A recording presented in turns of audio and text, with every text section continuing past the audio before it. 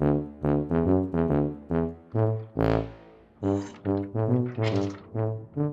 Wizard of Legacy Lane here. My wife and I own two Challenger X electric scooters, which we call our chariots. Now recently I was faced with the task of replacing the 750 watt hub motor in my wife's chariot. Now, I've never done that before, so I checked out the internet and YouTube, and believe it or not, I couldn't find anything on how to complete this task. So after having acquired the replacement motor from topmobility.com and consulting with their repair technician Thomas over the telephone, I decided to make this tutorial video in order to help you, my fellow chariot owners, should you ever be faced with this task. By the way, almost all of the process you see in this video is necessary for you to change the front tire on the Challenger X electric scooter. Okay, you ready to get started? Let's go for it. First, the floor pan will have to be removed. To do that, chalk the wheels on one side and tilt the chariot up onto a jack stand. Next, remove the floor mat. Now you can use a 10mm socket and a Phillips head bit in a drill motor or a Phillips screwdriver to remove the 6 floor pan retaining bolts. You can see that as part of pimping my chariot, I've added fender washers between the bolt heads and the floor pan to ensure that the floor pan bolt holes don't wear through or crack. With one side done, repeat the process for the other side.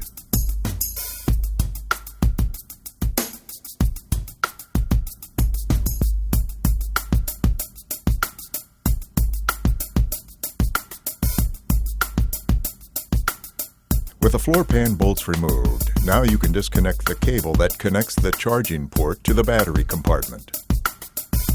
This is something you'll find nowhere mentioned in your owner's manual. It's the motor overload power reset button.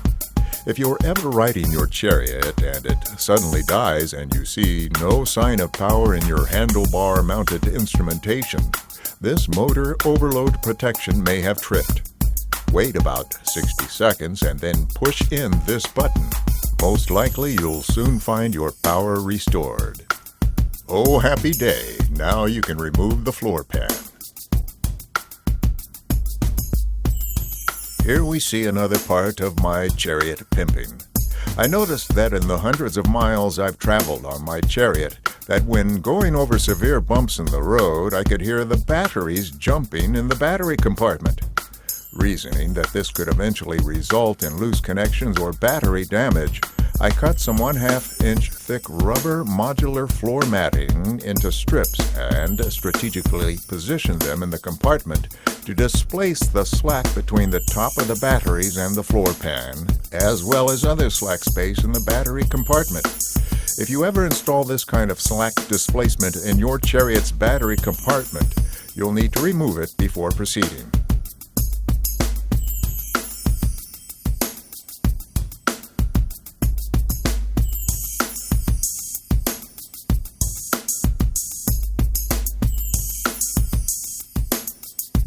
Now disconnect the negative terminal on the battery.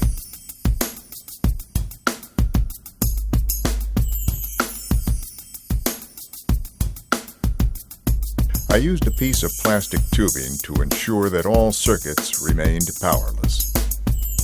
Next, pull out the yellow electrical bus box and remove the cover.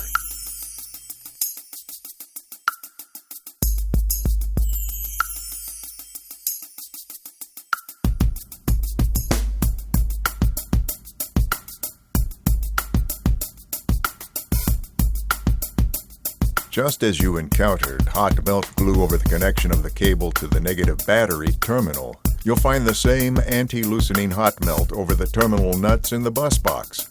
Pick off that hot melt. Use an 8mm socket or nut driver to remove the nuts from the bus terminals.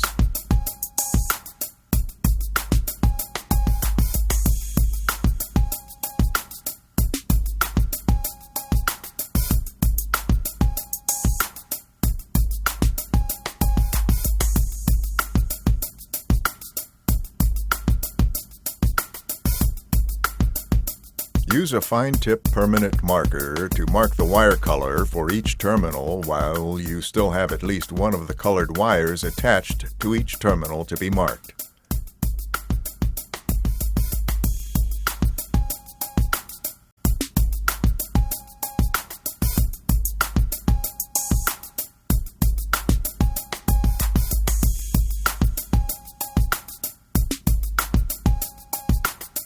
I tied these connectors out of the way for now so that I can get to the connectors for the yellow, red, green, blue, and black thin wires that are part of the total of 8 wires that run to the hub motor, with the thick wires being blue, green, and yellow. This connector, like most of the others, has a spring tension lever that must be depressed to clear the latch while pulling the connector apart. Here's a closer look at the connector. Since the thin wires on the new hub motor will have to be inserted into the male end of this connector, I'll cut it off to facilitate that process, as well as to make it easier to pull the wires out of the battery box. However, if you're only going to be changing the front tire on your Chariot, don't cut this male end off. You'll need to remove the wires from the connector, which you'll see how to do later in this video. Before you remove the wire leads from the old hub motor from the connector, you can make a diagram to show where you should insert into the connector which colored wire from the new hub motor. Or you can use the female end of the connector as a guide to accomplish the same objective. Before you can remove the leads in the male end of the connector, you'll need some needle nose pliers to pull out the hot melt in the connector. Hot melt that was used to make sure the wire leads never came loose.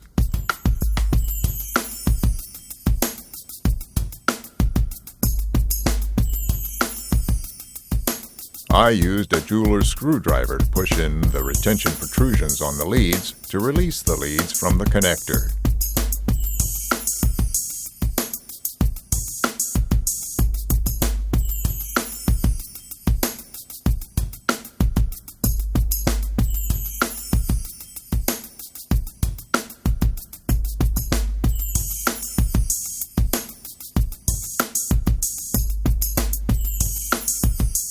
Remember those connectors I had tied back earlier? Well, I eventually found out I'd have to disconnect them also. Fortunately, I didn't have to remove their leads from the connectors.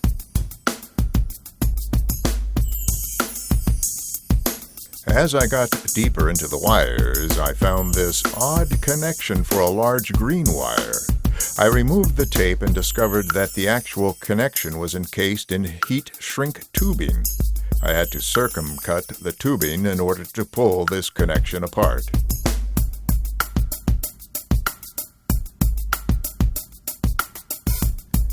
You'll probably find that hot melt glue was applied to the end of the flexible wire conduit inside the battery box to keep the end from disconnecting from the battery box. You'll need to use some needle nose pliers to pull that hot melt off the conduit so you can disconnect the conduit from the battery box and subsequently remove the hub motor and instrumentation wire connecting ends from the battery box.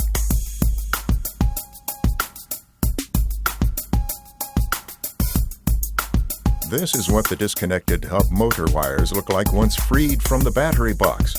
Next, tape up the hub motor wires to facilitate pulling them from the flexible conduit and then from the metal down tube.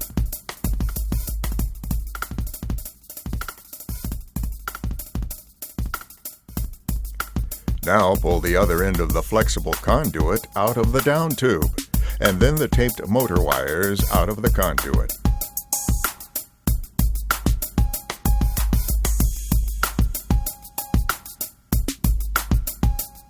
Now pull the motor wire cable out of the top of the down tube, but be prepared, for as you can see here, it may be almost as difficult as pulling the truth out of a politician.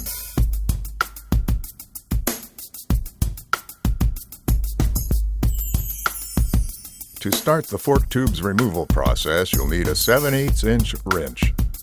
For now, just loosen the axle nuts.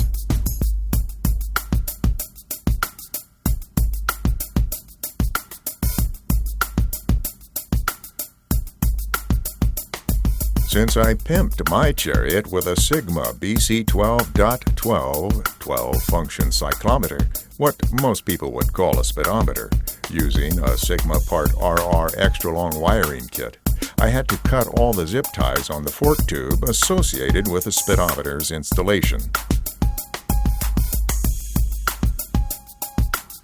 Here you can see how I used rubber floor matting, cut as spacing shims, to set the correct spacing between the speedometer sensor you see here and its corresponding magnet that was glued to the hub motor's exterior housing. Here's another tip for you if you install a speedometer on your chariot. This is a 3/16-inch hole I drilled into the accessory bolting tab cast into the lower part of the fork tube. It enabled optimum positioning of the sensor by allowing me to secure the bottom part of the speedometer sensor to the fork with the passing of a zip tie through the drilled hole. Okay, enough on speedometer installation tips. You'll also need to cut any zip ties that secure the motor cable to the fork tube, as well as any ties that secure the brake actuation cable to the fork tube. Next, use a 5mm Allen wrench to disconnect the brake cable from the caliper.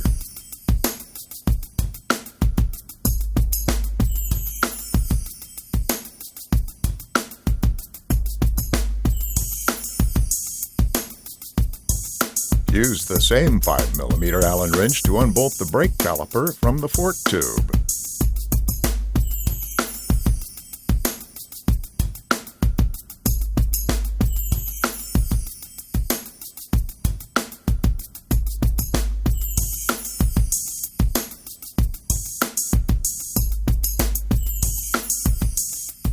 You may or may not find a nut on the other end of the bottom caliper attaching bolt. If you do, you'll need to put an open-ended wrench on it to finish removing the caliper.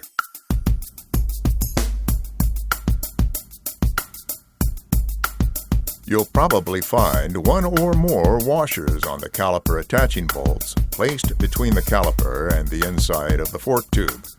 You'll need these during reassembly to ensure that the brake caliper is parallel to the brake disc. To remove the fork tubes from their retention brackets, you'll need to lift up the front of the chariot. To ensure that the wheel chocks that I used earlier didn't slide backwards, I spring clamped a 2x4 behind them. In hindsight, I think I could have probably saved a little time by dispensing with the chocks and just using the 2x4 at the beginning of the project. After lifting the chariot high enough for the fork tubes to clear their retention brackets, I used a jack stand just behind the down tube to hold it up.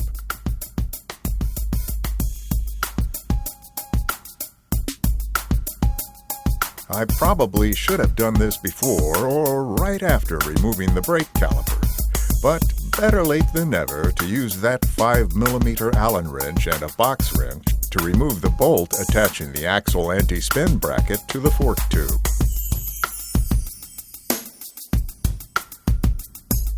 Having never done this job before, I wasn't sure whether the fork tubes would just fall out after removing the fork tube clamping bolts from the fork tube brackets. So, as a precaution, I used some additional jack stands to support the front wheel and fork tubes while I removed the 4 clamping bolts. And the always useful 5mm Allen wrench will also be used to remove the fork tube clamping bolts.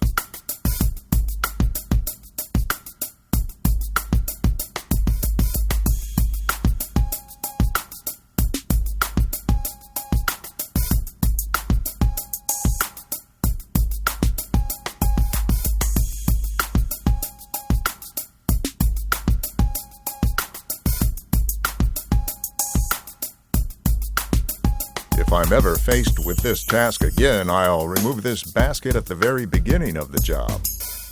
I had to use a rubber mallet to tap the fork tubes loose from the brackets. Then it was just a matter of jiggling them downward and out of the brackets.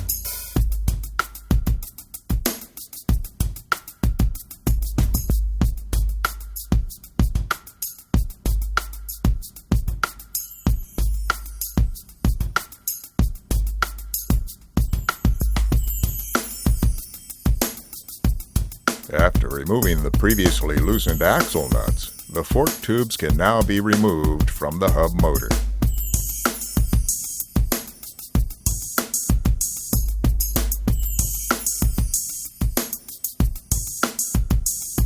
At this point, you can change the tire on your old but still good hub motor, or remove the still serviceable tire from your old and broken hub motor and install it on your replacement hub motor. Okay, you're either ready to install a new hub motor or you've finished changing the tire on your still good old hub motor. Now it's time to put everything back together. But before attaching the left fork tube, make sure that any spacing washers that were on the hub motor between the fork tube and the motor that were removed during disassembly are positioned on the axle before putting the fork tube on the axle. Also, before attaching the fork tube on either end of the axle, make sure the caliper bolt holes are facing toward the rear before you attach the tube to the axle.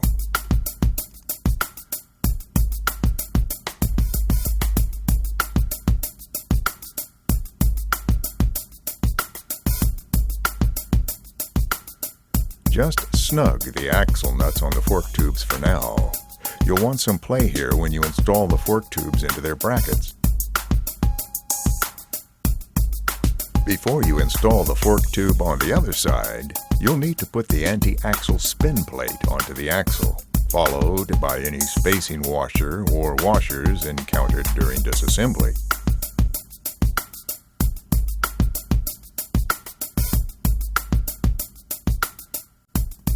Align the hole in the anti-spin plate to match the bottom hole in the fork tube.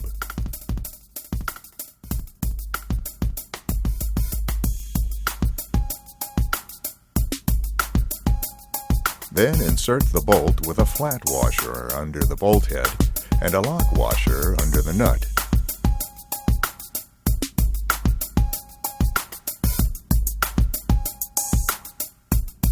And tighten it up. Now you can install the axle nut.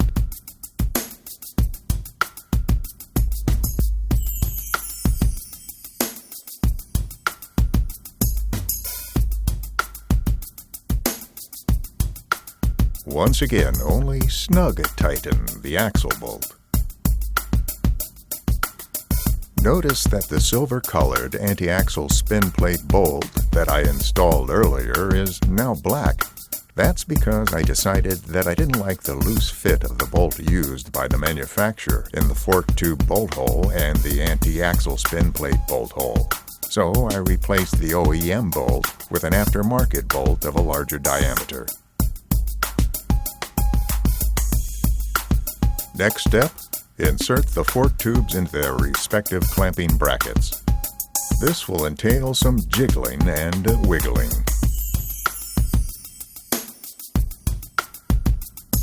Once you've got the fork tubes into their approximate correct positions, use some spring clamps to hold them in place until you can insert and tighten the clamping bolts. You can use some jack stands to stabilize the fork and front wheel in preparation for making the final adjustment of the fork tubes in their respective brackets. You can see here that the top of the fork tube, just under the chromed bolt head, is not yet aligned to be level with the top rim of the retaining bracket. With a little more jiggling and wiggling and adjustment of the jack stand, I brought the top of the fork tube under the chromed bolt head level with the retaining bracket, as you can see here.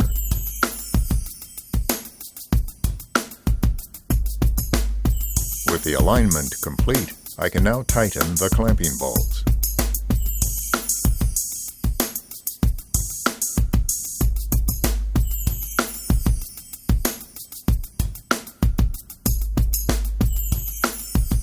Use the same process for the other fork tube.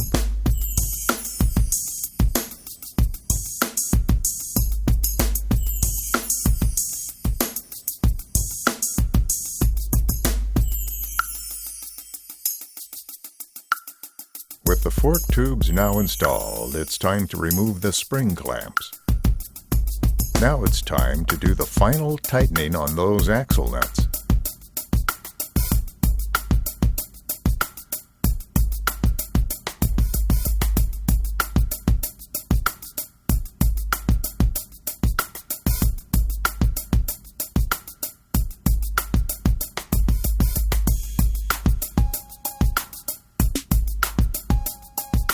To install the motor cable through the down tube, first take about a 2.5 foot length of coat hanger wire and use some needle nose pliers to make a small loop in the end.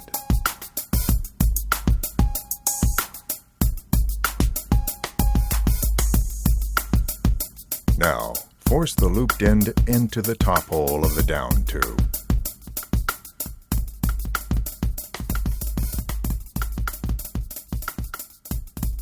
Until it comes out the bottom of the tube.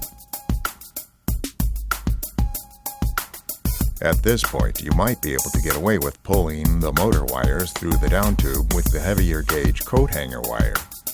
I decided against that, reasoning that the heavier wire might make it more difficult to get the taped up motor wire through the top opening of the down tube. That's why you see a lighter gauge wire looped through the loop of the coat hanger wire. The two looped wire ends must be taped up to facilitate their going through the down tube opening.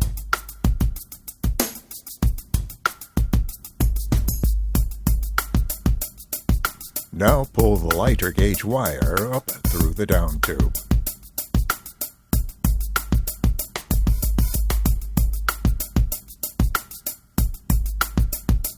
After pulling the lighter gauge wire through the down tube, simply cut off the looped end.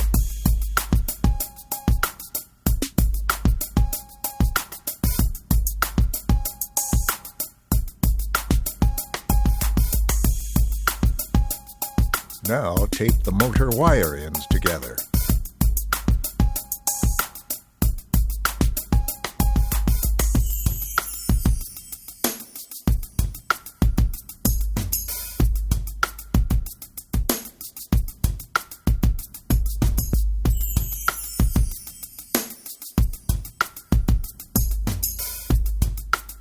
Next, loop the light gauge wire extending out of the top of the down tube through the donut hole of the taped motor wires. Then tape this looping up to facilitate its passing through the top hole of the down tube.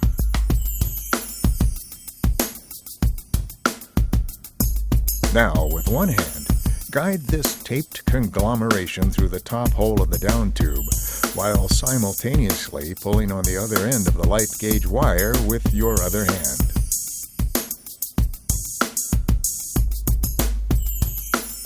And behold, the motor wires make their appearance at the bottom of the down tube.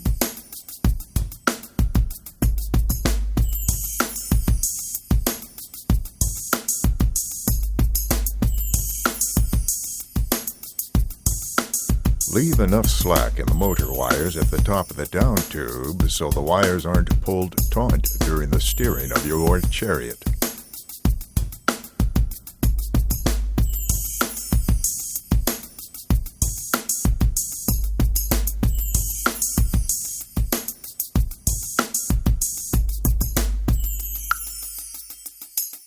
You want to leave about a thumb's width between the motor wire's top loop and the top fork tube bracket. Now take the end of the wire you used to pull the motor wires through the down tube and push it through the down tube end of the flexible conduit that runs from the down tube to the battery box.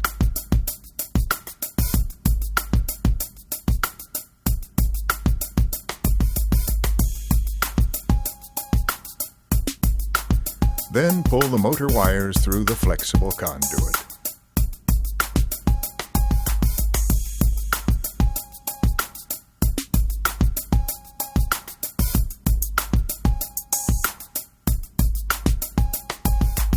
With the motor wires pulled through the down tube and the flexible conduit, now is a good time to zip tie to the fork tube that part of the motor wire cable running from the axle to the hole in the top of the down tube.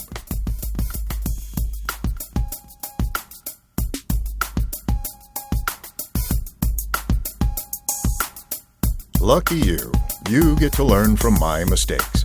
At this point, I removed the tape from the motor wires, but the next time, I'll wait to do this until I've inserted them back into the battery box, since these wires would be easier to insert into the battery box taped together. Next, stuff all the instrumentation and motor wires back through the hole in the battery box.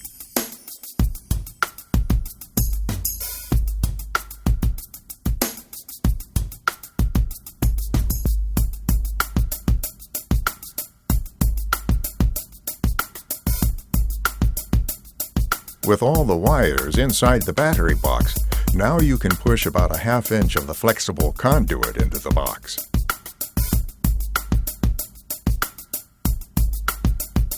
Use some strategically placed hot melt to keep the conduit end fixed inside the battery box.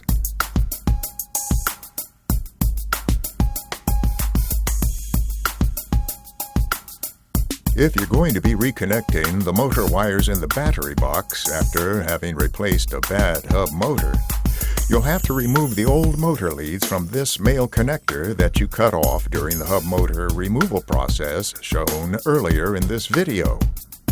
If you are reconnecting the motor wires after having only changed the front tire, you will already have removed these leads from the connector when you removed the old hub motor, and now we'll just be reinserting the old leads back into the correct spot in the plastic male connector.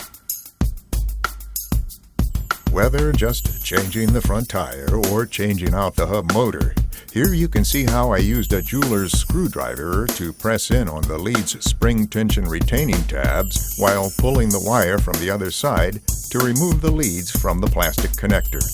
You'll need to reinsert those thin wire leads into the plastic male connector from which they were removed during the removal of the hub motor. The leads to be reinserted may be those from a new hub motor or the old leads from the old hub motor for which you just changed the tire. This is the point when that diagram you made earlier will come in handy. Or, as I said earlier, you can use the female end of the connector as your wiring guide. I screwed up somehow and only got video of the insertion of one of the thin wires into the male connector, so to make up for that shortcoming, I'm showing the one insertion multiple times. As you can see, I did this reinsertion of the leads into the connector after having placed the leads back into the battery box. But you get to benefit from my learning experience. Next time, I think it would be easier to reinsert the thin wire motor leads before putting all the wire ends back into the battery box. Here are all the thin wires reinserted into the male plastic connector with some hot melt inside to ensure they stay fixed. Now it's time to consummate the marriage of the motor's thin wire connectors. Orgasmic.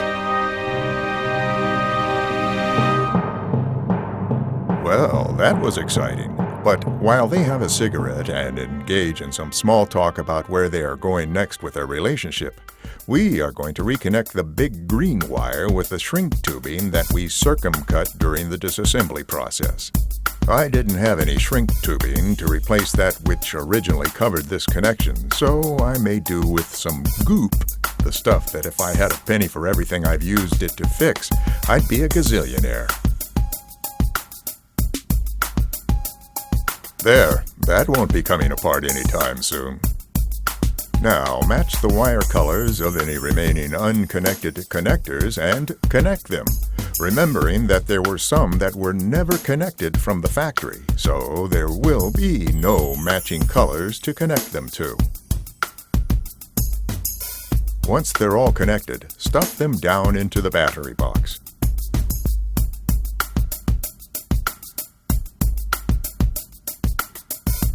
Next, reconnect the yellow bus box wires using your previously marked terminal wire colors as your guide.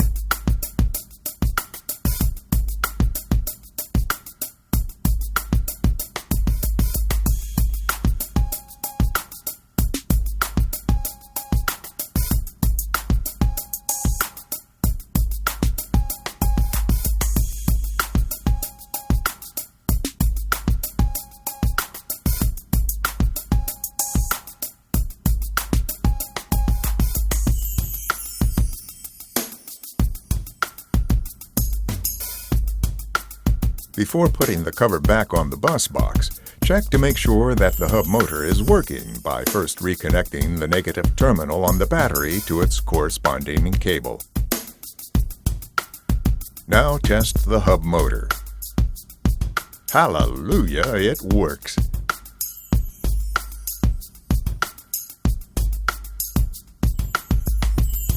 Before you put the cover on the bus box, put some hot melt glue on the terminal nuts to ensure that they don't come loose.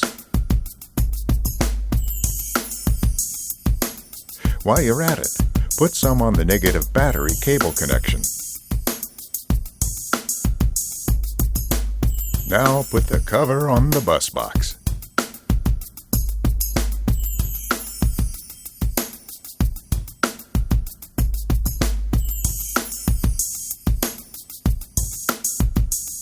With the cover back on the bus box, stuff it down into the battery box along with any other protruding wires.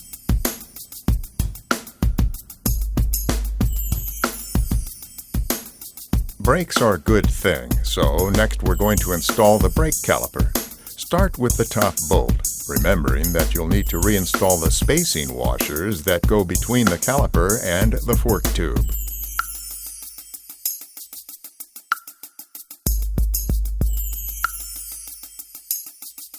Remember the spacing washers on the bottom bolt too. All these washers are used to set the caliper's parallel adjustment with the brake disc, so add or remove washers as necessary to accomplish that proper adjustment.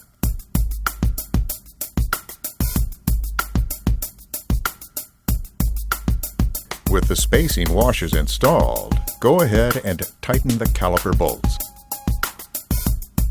Here you can see more clearly the installed spacing washers on the top caliper bolt. Now attach the brake caliper actuating cable by first threading it through the cable sheath stop and then under the cable end clamp. Tighten the cable end clamp bolt just enough so that the clamp doesn't move. Then, using a pair of pliers, pull the cable taut as you tighten the cable end clamp the rest of the way. Since I pimped my Chariot with a Sigma speedometer, I'll need to reinstall this speedometer sensor on the inside of the fork using zip ties. It will have to line up with this magnet that I goop glued to the hub motor housing.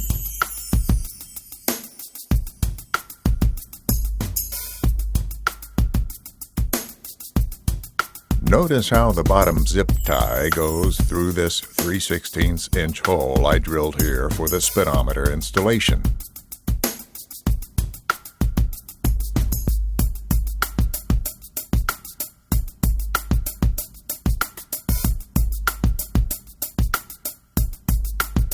It's important to line up the sensor and magnet on the same plane, and to adjust the space between them to no more than 1/4 of an inch by appropriately tightening the zip ties for the sensor.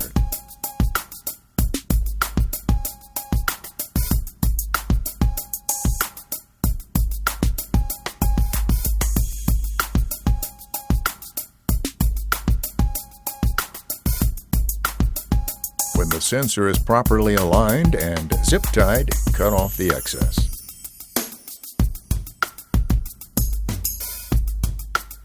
Now zip-tie the sensor cable that runs from the sensor to the speedometer display on the handlebars.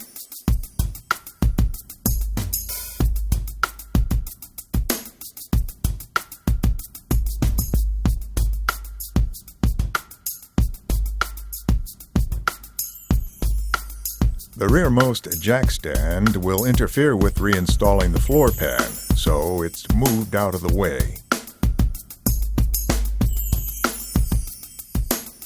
And enough with naked Chariot porn. It's time to reclothe it in modesty by putting on the floor pan and securing it to the frame with its 6 bolts, nuts, and aftermarket reinforcing fender washers.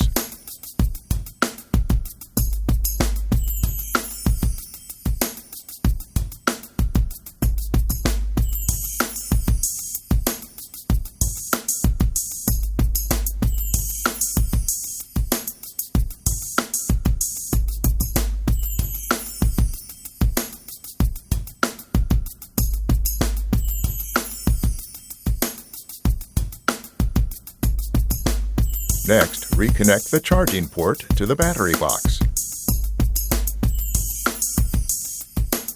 By the way, as part of my relentless chariot pimping, here is that same connection protected from any water or dirt contamination with an old piece of bicycle inner tube and some zip ties.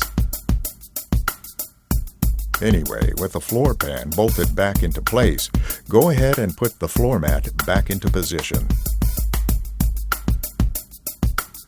Take the chariot down from the jack stands. And put the basket back on its bracket. Hallelujah, you're done.